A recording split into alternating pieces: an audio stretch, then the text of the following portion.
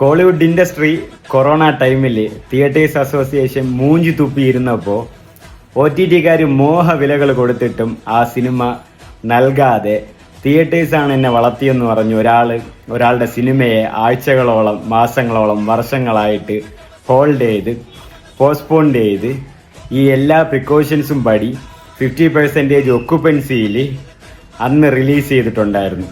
അന്ന് ആ ഒരു ഫൈനാൻഷ്യൽ ക്രൈസിസിനെ ഓവർകം ചെയ്യാൻ വേണ്ടിയിട്ട് ഹെൽപ്പ് ചെയ്ത സിനിമയായിരുന്നു മാസ്റ്റർ. അന്ന് എല്ലാവരും കൈവിട്ടപ്പോഴും അദ്ദേഹം കൈവിട്ടില്ല. അതേ കോളിവുഡ് ഇൻഡസ്ട്രിയാണ് ഇന്നിപ്പോൾ തളപതി വിജയ്ക്ക് ഒരു പ്രശ്നം വന്നപ്പോൾ ഒരുത്തൻ ഇറങ്ങിയിട്ടില്ല. ഒരുത്തൻ യാണാപ്പിറന്നവനെന്ന് പറഞ്ഞ സൂപ്പർ സ്റ്റാർസ് എന്ന് പറഞ്ഞ ഏതെങ്കിലും ഒരുത്തൻ, സൂപ്പർ സ്റ്റാർസ് മാത്രമല്ല വലിയ നടന്മാർ ഏതെങ്കിലും ഒരുത്തൻ, ചിമ്പു സിലംബരസന്റെ പുള്ളിയുടെ ഒരു ട്വിറ്റർ പോസ്റ്റ് കണ്ടായിരുന്നു, ആൻഡ് ജയൻ രവി സപ്പോർട്ട് ചെയ്തെന്ന് പറയുന്നു. അല്ലാത്ത പക്ഷം ഒരാണാപ്പിറന്നവൻ ആരടാ സപ്പോർട്ട് ചെയ്തത്? സ്വന്തം ഇൻഡസ്ട്രിയിലുള്ളവന്മാർ പോലും സപ്പോർട്ട് ചെയ്യുന്നില്ല.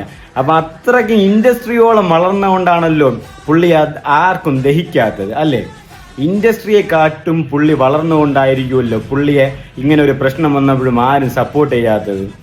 അതാണ്, ഒരു ഇൻഡസ്ട്രിയെ വളർത്തിയിട്ടും ആ ഇൻഡസ്ട്രിയിലുള്ളവർ തന്നെ തിരിഞ്ഞു നോക്കുന്നില്ല. കാരണം ഇൻഡസ്ട്രിയെക്കാളും വളർന്നു.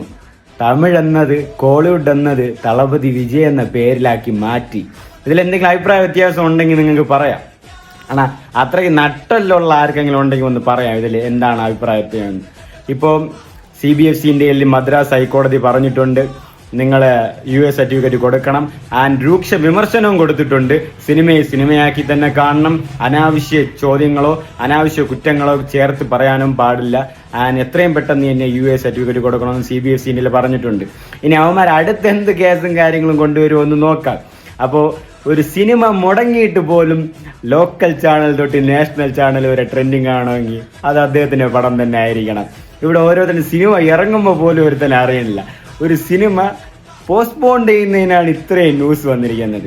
ഈ ഒരു സിനിമയ്ക്ക് റീഫണ്ട് തന്നെ വന്നിരിക്കുന്നത് 50 കോടിയിൽ പരമാണ് ബുക്ക് മൈ ഷോയിൽ.